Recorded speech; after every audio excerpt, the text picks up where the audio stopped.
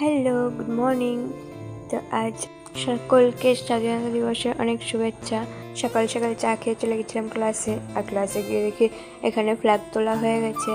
আর তারপর এখানে একটু ফটোশ্যুট করে নিলাম। আর বাড়ি এসে আমার একটা পার্সেল এসেছিলো, তো পার্সেলটা ওপেন করছিলাম। তো তারপর মা বলেছিল আজকে সন্ধ্যাবেলায় এগরোল বানিয়ে দেবে, তো আমাকে বলেছিল ময়দাটা মেখে দিতে। তো আমি এখানে ময়দা মাখছিলাম।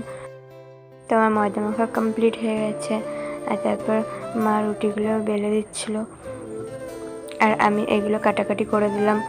তো তোমাদের কার কার এগরোল খেতে ভালো লাগে? আমার তো খুব ভালো লাগে, মানে সমস্ত রকমের ফাস্টফুডই আমার ভালো লাগে। তো সবাই ভিডিওটা লাইক করে দিও, আর কেমন হলো কমেন্টে বলো।